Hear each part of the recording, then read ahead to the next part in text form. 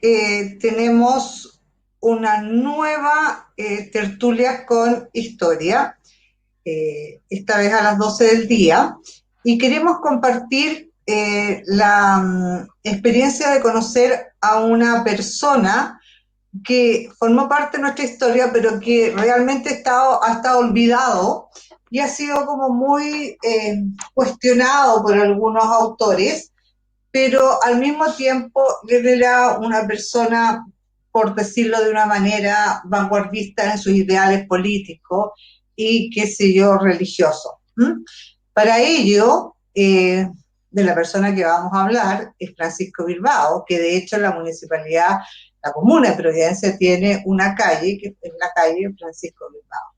Para ello tenemos un invitado muy especial, que es el señor Francisco Darvendral, que él es licenciado en comunicación social, además es miembro del Instituto de Investigación Histórica José Miguel Carrera.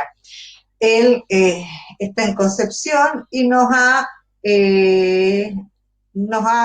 aceptado esta invitación para hablar entonces de este personaje o de esta persona, porque todavía no ha sido tan llegado al concepto de personaje, pero esta persona que fue muy especial para ti. Francisco, ¿cómo Eh, estás? Gloria, muy bien, gracias. Quiero en primer lugar agradecer al Sistema de Biblioteca de la Comuna de Providencia por la invitación para poder compartir los siguientes minutos sobre Francisco Bilbao y el contexto en que vivió, así como también dar un saludo afectuoso a quienes están conectados a esta hora para conversar sobre esta importante persona en la historia de Chile del siglo XIX. Francisco, cuéntanos, Voy a compartir pantalla con su ¿ya? permiso, porque Comparte vamos a... pantalla. Se Porque ve lo bien que ahí, vamos a ¿cierto? hablar primero es de como Francisco o Francisco Bilbao, su historia de vida, por decirlo, y cómo él termina en una postura que en ese momento se consideraba bastante radical desde el punto de vista político. ¿Mm? Sí, así es, pero siempre me gusta en estos casos, con el permiso de ustedes, dar un contexto, ¿ya? Porque Sí, la figura de Francisco Bilbao no nace por casualidad, y no solamente él. Esto es lo que voy a efectuar es como un análisis desde mi perspectiva. Yo creo que Francisco Bilbao encarnaba, en cierta manera, la corriente liberal incipiente que se está dando en Chile a mediados del siglo XIX, pero cuyo origen viene mucho antes. Incluso me atrevería a decir ya cuando estaba terminando el gobierno de Bernardo Higgins y se inicia Ramón Freire. Ahí está como el germen, como la semilla, pero que tendría una suerte de altibajos. ¿Ya? ¿Por qué traigo a colación esto? Porque quiero comenzar, para efectuar un contexto, que la corriente liberal en Chile tiene su cúspide, su clima, se puede decir, a finales de la década del 20 del siglo XIX, por ahí por 1828, cuando se promulga la Constitución liberal, de corte liberal, decía, ya, en el gobierno de Francisco Antonio Pinto. Pero la situación estaba muy polarizada en Chile entre liberales y conservadores. Quiero aclarar que aquí no se habla de partidos políticos, sino que simplemente de bandos. ¿Ya? No hay sí, organización orgánica de partidos políticos acá. no para Son nada. bandos, claro, son bandos simplemente que tienen una concepción diferente del Chile que quieren y por lo tanto, y en ese minuto en Chile, la política, estimada Gloria, no se definía necesariamente discutiendo, se definían los campos de batalla. Por lo tanto, la situación era tan insostenible que se produce en 1829, el 17 de abril, la batalla de Irpin, el enfrentamiento armado entre los bandos conservador y liberal, resultando vencedor el bando conservador. La victoria del general Joaquín Prieto, penquista por cierto, y que posteriormente asumía como presidente de la República, inaugurando de esta manera para la historiografía nacional la era de los gobiernos conservadores. Los liberales, por cierto, quedaron relegados a un segundo plano, muchos fueron eh, exiliados. Ahora, es en este contexto en que nace Francisco Bilbao. Francisco Bilbao nació el 9 de enero de 1823, el mismo mes en que días después Bernardo Higgins aplicó su cargo de director supremo. Su padre fue Rafael Bilbao Weiner y él, al igual que su hijo, fue un ferviente partidario del liberalismo en Chile. Tanto así que se involucró en las luchas que estaba mencionando antes, en el conflicto que se dio en Lircay, por ejemplo. Y producto de la derrota, los liberales se tuvo que ir al exilio, ya, con su familia. Y Francisco Bilbao, siendo un niño, ya de alguna manera aprendió lo que era el irse del país, ¿no es cierto? Por esta situación. Pero posteriormente, en 1839, regresa a nuestro país. Ya se le autoriza el regreso a Chile y comienza sus estudios en el Instituto Nacional. Este es el Chile que estamos llegando a mediados del siglo XIX. ¿Cómo es el Chile? Se preguntarán ustedes que están conectados, que estamos hablando, por ejemplo, porque es muy importante efectuar un contexto de cómo era el país, cuál era el tipo de sociedad y cuál era el sistema político que está imperando, ¿ya? Donde se desarrolla su infancia y juventud Francisco Bilbao. Estamos hablando de un Chile post-independencia que si bien la independencia le dio emancipación, obviamente, pero no cambió mucho el aspecto, la estructura política, social y económica. Me explico. La jerarquización social siguió, el sistema económico basado en la agricultura como la base económica continuó y la sociedad chilena era eminentemente rural. Ese era el Chile y Santiago específicamente de mediados de la etapa decimonónica del siglo XIX. Es en esta época donde Francisco Bilbao cursa sus estudios en el Instituto Nacional y, como vamos a ver posteriormente, empieza a tener figuración pública. Cuéntame No una solamente. cosa, Francisco. Eh, el papá perteneció, en ese entonces se hablaba de los pipiolos y los pelucones. Los Sí, pipiolos eran los liberales y los pelucones eran los conservadores. Y tú tienes razón, no existía la organización de partidos políticos, eran bandos. pero igualmente eran bandos inspirados en una ideología que muchas veces no estaba ni siquiera bien definida, por decirlo de esa manera. Ahora, Exactamente. lo que es la República, qué sé yo, en el inicio de la República, como este gobierno ya una república conservadora, hay muchos autores que hablan de que se mantuvo la estructura colonial, ¿m? Y que Sí, de alguna manera la república conservadora fue la perpetuación del concepto de la dualidad del poder entre la iglesia y el presidente de la presidencia como representación del rey. Y la verdad que todas las otras estructuras se mantuvieron. De es- ¿Cuál es? Porque acá comienza la visión de Francisco Bilbao, cómo él se adentra para hacer una crítica de la sociedad chilena. lo que pasa, como bien dices, era una visión muy estructurada. La sociedad chilena en ese momento estaba muy estructurada, herencia de la época colonial, como señalan algunos investigadores, y él comienza a cuestionarse esta suerte de estructura piramidal que se está dando en Chile de mediados de la etapa decimonónica, como decías también, con una fuerte influencia del Estado, bueno, perdón, de la Iglesia en el Estado. En ese minuto la Iglesia era una institución muy importante, ya participaba en la toma de decisiones a nivel político y él poco a poco fue cuestionando aquello. Aquí vemos una figura de Francisco Bilbao, ya, es una de las pocas imágenes que hay, esto es una litografía para ser más exacto. Lamentablemente tuvo una corta vida. ¿Cuándo tendría su aparición pública Francisco Bilbao? Con una publicación que efectuó denominada La Sociabilidad Chilena del año 1844. Hay que hacer un alcance, estimada Gloria. Resulta que estamos en la era de los gobiernos conservadores. El gobierno de Joaquín Prieto se caracterizó por ser un gobierno duro, se entiende porque estaba saliendo de esta guerra civil que hubo, pero en el caso de Manuel Bulnes, que también era penquista, los primeros gobernantes del periodo conservador eran penquistas, a diferencia de Prieto, tuvo una actitud más conciliadora. Permitió el regreso de muchos exiliados liberales de otra parte que están en el exilio, y ese crecimiento armónico de Chile, esa estabilidad que tuvo el país, permitió que empezaran a florecer grupos de oposición, ¿ya? Porque ya no había esta suerte de represión, no sé si me explico. Entonces, esta calma permitió que poco a poco aparecieran estos bandos, y entre ellos justamente apareció Francisco Bilbao. Y Francisco Bilbao se atrevió, si se puede decir, a escribir esta obra, donde entre otras cosas atacaba el sistema autoritario y el papel que tenía la Iglesia y exponía las teorías liberales que en Chile eran toda una novedad, pero que en Europa, por ejemplo, ya se estaba desarrollando. De hecho, posteriormente, si me permite, puedo ir un poco más rápido en honor al tiempo. porque estamos un poco atrapados. Aquí vemos, por ejemplo, un facsímil de la sociabilidad chilena. ¿Ya?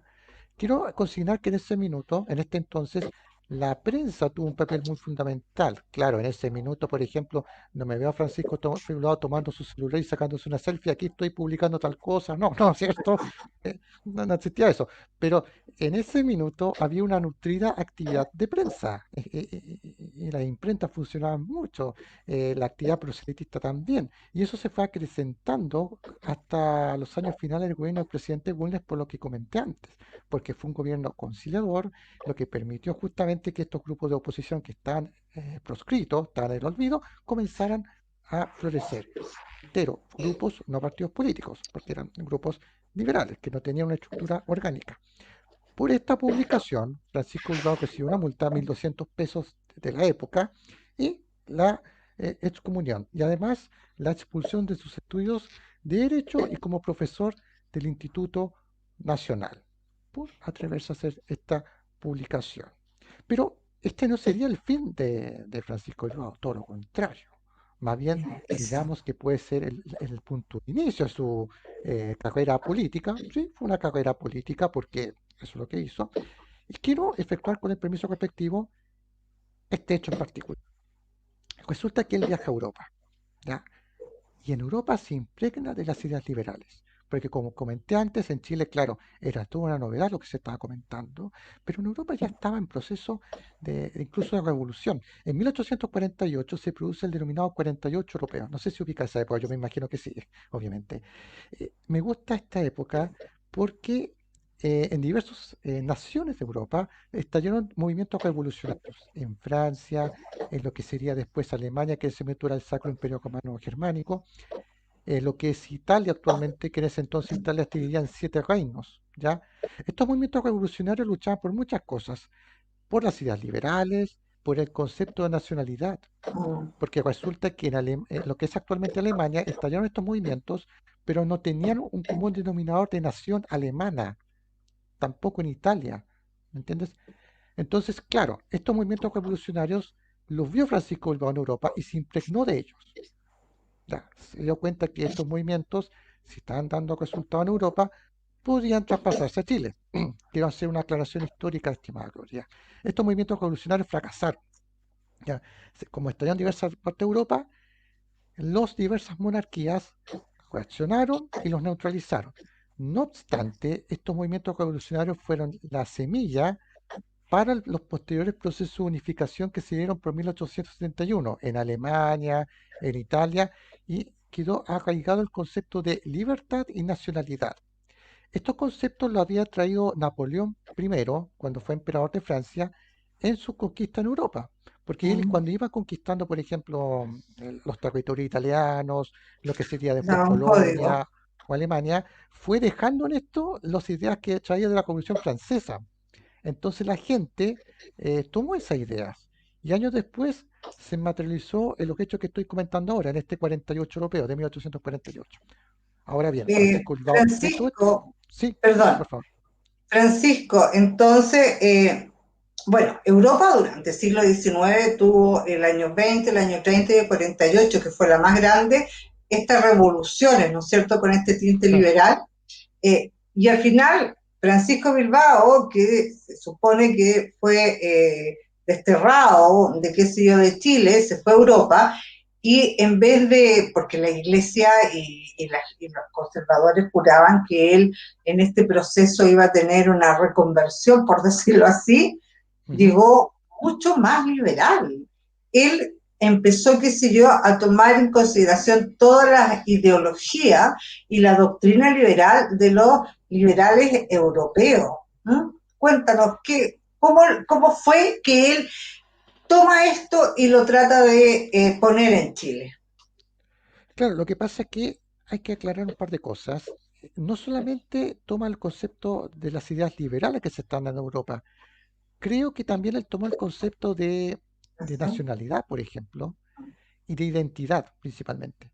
Porque hay que recordar que Francisco Bilbao, yo no sé si por tiempo alcancé, él fue el precursor de la idea de América Latina, porque él vio que, digamos que todavía estamos bajo el yugo español, ¿no es cierto?, que de la herencia colonial, que no había un concepto de identidad claro en el pueblo. Ya, en el pueblo, me refiero al pueblo concepto político, ¿entiendes? Mm, Entonces, todos los sucesos que pasaron en Europa, estas revueltas que se dieron, las revueltas callejeras en Berlín, en Milán, por ejemplo, o en París por autonomacia, ese país durante el siglo XIX fue testigo de muchos estallidos revolucionarios, todo eso lo toma y lo trata de traspasar a Chile.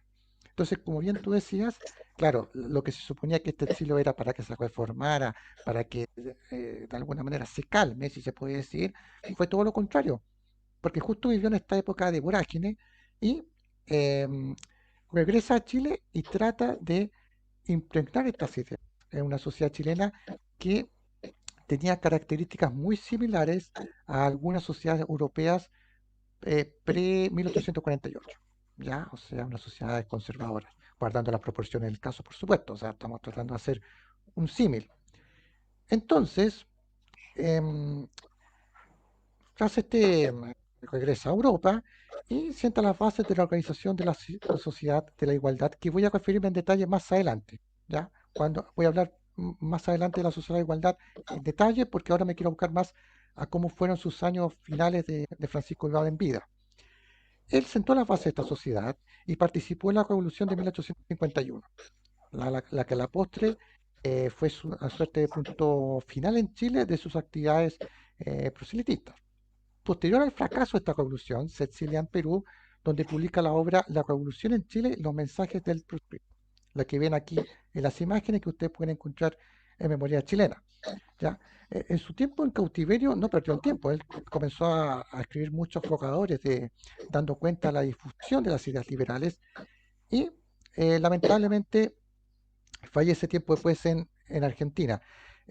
Durante su exilio publica las siguientes obras: La América en Peligro, en 1864 publicó el Evangelio Americano, en el que él hace un análisis de lo que decía antes sobre la igualdad de derechos y la justicia en América Latina. Él fue el precursor de acuñar el concepto latino de América Latina, secesionando de esta manera lo que era el yugo español.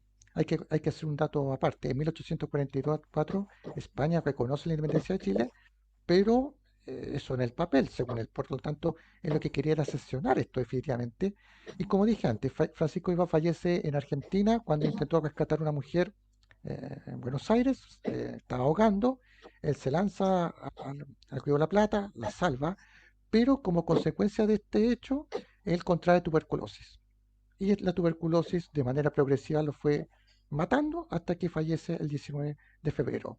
Y se han hecho muchos homenajes, por ejemplo, acá ustedes pueden ver un detalle del óleo Muerte al Invasor, del muralista mexicano David Alfonso Siqueiros, donde aquí vemos a Francisco Bilbao junto a Galvarino. Esta fotografía la tomé yo, tuve la posibilidad de conocer este mural que se encuentra en la Escuela México de Chillán, y en este mural que hace este muralista mexicano, donde hace una apología a O'Higgins, a Balmaceda, entre otros, coloca a Francisco Bilbao. ¿Por qué traje a colación esta imagen? Porque aquí es un ejemplo de la trascendencia que tuvo Francisco Bilbao, no solamente en Chile, sino que también en otras partes de América.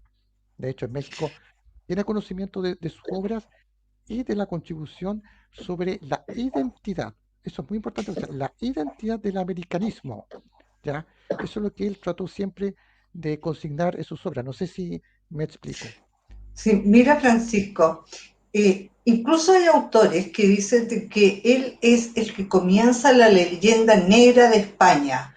Él es el que empieza a hablar de que España, o sea, que la conquista de América y la colonización de América había dejado un profundo dolor y desastre en, qué sé yo, en la población indígena, y empieza qué sé yo, a hablarse de esta leyenda negra que surge en el siglo XIX y que hasta el día de hoy nos acompaña en nuestra historia, en el fondo, de cada uno de los países conquistados y colonizados por España.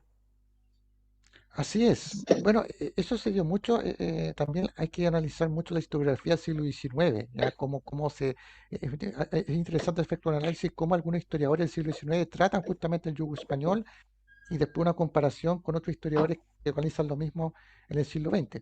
Estimada Gloria, por tiempo quiero avanzar a esto, que es la social igualdad, porque quizás este es el legado más importante que dejó Francisco Bilbao en cuanto a organización ideológica, no podemos hablar de partido político, y sus antecedentes se encuentran en el Club de la Reforma que se fundó en octubre de 1849, cuando estaba gobernando nuestro país Manuel Bulnes.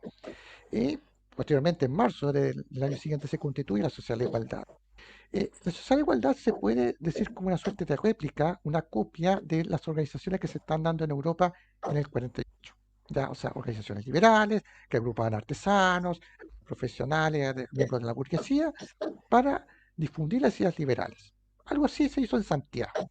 Agrupaban artesanos de la capital, a profesionales, representantes de las familias burguesas que están proliberales, emulando los hechos que ya mencioné. Lo que ustedes ven acá son las tablas, los temarios que desarrollaban ellos en las sesiones de esta sociedad que pueden encontrar en Memoria Chilena, donde quedan establecidos los estatutos, los proyectos de programa, eh, entre otras materias lo que querían, por tiempo no puedo mencionar mucho, era que los obreros tuvieran educación, ya que tuvieran acceso a la educación primaria, que tuvieran acceso a los baños públicos, un tema tan banal, tan que puede parecer muy común en estos tiempos, pero en ese entonces no tenían los obreros acceso a baños públicos. Las condiciones higiénicas en Chile de mediados del siglo XIX eran bastante malas, y ellos vieron con preocupación ello y lo promovieron. Lo que ustedes ven acá es uno de los tantos afiches de propaganda que desarrolló el organismo de la Social Igualdad. Ellos convocaron a algunas manifestaciones en las calles de la capital. Tienen que hacerse la idea cómo era el Santiago de 1850.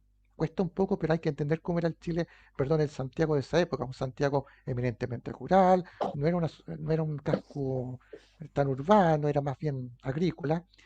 Y a un costado vemos el carnet de socio de la Social Igualdad. ¿Ya? Este carnet era muy importante porque era el que permitía el ingreso a estas reuniones secretas que se realizaban, para evitar justamente que llegara gente infiltrada o espías que pudieran averiguar qué están tratando y que después los tomaran detenidos. No sé qué te parece, estimada Gloria, este material.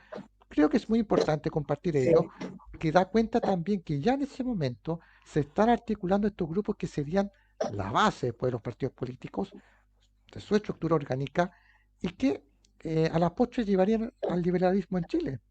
En la década del 70, ya cuando se efectúan estas reformas a la Constitución del 33. Aquí tenemos la fase de todo esto. Pero bien, lamentablemente la sociedad de igualdad, uno de los objetivos era instalar el liberalismo, y como ya dije, en ese minuto la política se decide de dos maneras, o dialogando o en los campos de batalla. Acá solamente un vistazo rápido, expongo los fundadores de la Sociedad de Igualdad, porque ya estamos casi en el tiempo. Bueno, Francisco Elbao, quien estamos hablando, Santiago Arcos, sería su brazo derecho, Eusebio Lillo, ¿no es cierto? También que sería uno de sus brazos derechos, y José Sapiola Cortés, que es muy conocido porque fue el compositor del himno a la victoria de Yungay, este en honor a la batalla de Yungay, que se desarrolló en el marco de la guerra contra la Confederación Piro-Boliviana, que este himno incluso se llegó a interpretar mucho más que el propio himno nacional en su momento. sí. Bueno, todos ellos de alguna manera confabularon para su objetivo principal, derrocar el régimen conservador, y porque en ese minuto también se están dando las elecciones presidenciales para elegir al sucesor de Manuel Bulnes. Aquí hay algunas fases que estoy exponiendo sobre la social igualdad, que es la gestación de escuelas populares, como mencioné en su minuto, ofrece educación a los obreros y la construcción de baños públicos, ¿ya? Entre otros objetivos. Ellos tenían un periódico que se llamaba El Amigo del Pueblo, ¿ya? Este, ellos tuvieron una ardua polémica con la Iglesia Católica, ¿ya? Y por lo tanto muchos de esos miembros fueron excomulgados. Aquí estamos viendo un ejemplar justamente del Amigo del Pueblo, donde en este periódico exponía las ideas liberales que ellos promovían, y también servía como un panfleto de propaganda para agitar de alguna manera las aguas de la sociedad conservadora. Porque eso lograron, el hecho en sí, lograron de alguna manera quebrar eh, esta suerte de sociedad estructurada que se está dando en su minuto. Pues bien, el punto de ebullición que tuvo fue el motín de Ucrania del 20 de abril de 1851. Ya, este motín no se dio a las 8 de la mañana, la sociedad ya estaba planificando esto ya hace varios meses, y la idea era encabezar un motín para evitar que, o sea, perdón, derrocar el régimen conservador imperante e instaurar uno de corte liberal, porque se están dando las elecciones presidenciales posteriormente, donde salió electo Manuel Montt como presidente de Chile, siempre de corte conservador. Es interesante este episodio que estoy comentando, porque si no me equivoco debe ser el primer alzamiento de consideración de Santiago, al menos desde que Chile es república, si no me equivoco. Alzamiento de consideración, emulando los sucesos que se dieron en el 48 europeo. El 20 de abril de ese año, entonces, hay un motín capital encabezado por el coronel Pedro Urgolia Balbontín, quien está apoyado por el León Valdivia y acompañado por los líderes de la Sociedad de Igualdad que les expuse. Ahora, lamentablemente, ellos creían que buena parte del ejército estaba con ellos. De hecho, se creía que unos 5.000 efectivos se iban a unir a la causa, pero lamentablemente solo se unieron 15. O sea, de los 5.000, solamente llegaron 15 a apoyar esta suerte de motín, pero aún así, a pesar de esta situación, se rebelaron, ¿ya? Siguieron con la causa viva, pero lamentablemente este motín fracasa y Urriola es muerto por una bala loca y muchos de los líderes de esta sociedad se tienen que ir nuevamente al exilio. Benjamín Vicuña Maquena, quien posteriormente sería intendente de la capital y ocuparía otros cargos de importancia en el país, escribió justamente sobre los sucesos de aquel 20 de abril de 1851 en la denominada Historia de las Jornadas del 20 de abril de ese año, una batalla en las calles de Santiago que ustedes pueden leer en detalle en estos tiempos de cuarentena en el sitio también de Memoria Chilena. De hecho, el sitio de Memoria Chilena conserva en PDF muchos de los documentos de aquella jornada. Insisto, debe ser el primer alzamiento de importancia en la capital, la etapa republicana. Muchos de ellos fueron apresados, ¿no?, de estos miembros de la sociedad, y fueron ejecutados, ¿ya? De hecho, en la novela Martín Rivas de Alberto Bezclana, Ujú. cita Ahí justamente estos aparece. hechos del 20 de abril. Es una novela que mezcla ficción con historia, pero que da cuenta, ¿no es cierto?, de cómo fue quizás uno de los primeros intentos de movimiento liberal por derrocar el régimen conservador tras la batalla del Ircay. Voy a citar solamente un párrafo de lo que dice Benjamín Vicuña Maquena en los sucesos de esa fecha. Los civiles revolucionarios, apenas llegados a la Alameda, se habían ocupado en formar una especie de barricada a la francesa, o sea, con lo que estaba pasando en Francia en el 48 europeo, bajo la dirección científica de Francisco Bilbao, entre las esquinas que forman las iglesias de las Claras y San Juan de Dios, separadas apenas una de otra por una distancia de 60 pasos. O sea, eran barricadas de madera y frutos del país, algunos tablones, migas y especialmente sacos de nueces. O sea, claramente era como un motín popular. Ya, eso es lo que quisieron hacer, pero lamentablemente fracasan. No obstante, voy a dejar compartir pantalla. Ahí sí. No obstante, a Sí. pesar de este fracaso que sea en 1851 y la disolución de la Sociedad de Igualdad, sentó las bases para lo que sería años más tarde el régimen liberal en Chile, porque tras el gobierno de Manuel Montt se elige al presidente José Joaquín Pérez Mascayano, que es un presidente más bien de línea neutra, y ya con los partidos formados en Chile, los partidos políticos propiamente tal, comienza una serie de reformas a la Constitución de 1833. Y es aquí donde los liberales, ya de forma institucional, comienzan a impregnar su pensamiento y reformas, y así sería en Chile de manera progresiva hasta principios del siglo XX. Entonces, aquí se da cuenta un poco la trascendencia que tuvo Francisco Bilbao, que como bien decías al principio, lamentablemente por motivos que sería como especular, no ha tenido la figuración que debiera justamente tener en el presente. A mi juicio fue uno de los artífices, uno de los que sentó las bases de las ideas liberales tras los sucesos del IRCAI. Lamentablemente su vida fue muy efímera, pero sus obras que se pueden consultar incluso en internet sentaron las bases para la ideología liberal que impregnaría en Chile en la segunda parte del siglo XIX.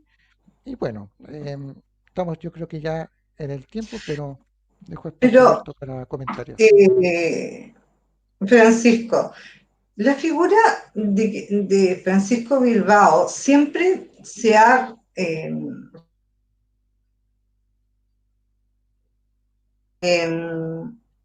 la, con un asunto más romántico.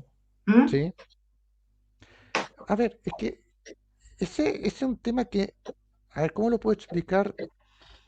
Quizá algún historiador que me está viendo, quizá me pueda entender. Usted también, estimada Gloria. Lo que pasa es que no me gusta a mí ver la historia con los ojos del presente. Ya, yo prefiero ver el contexto.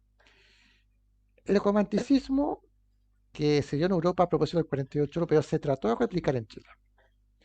Nuestro país no está preparado para eso. ¿Ya? Eh, yo siento que la sociedad en general no entendió a Francisco Illoa ni a sus miembros en general, qué es lo que estaban moviendo, porque sentían que ellos estaban bien, especialmente las masas populares, que eran el 80%, si no me equivoco, de toda la sociedad decimonónica de Chile.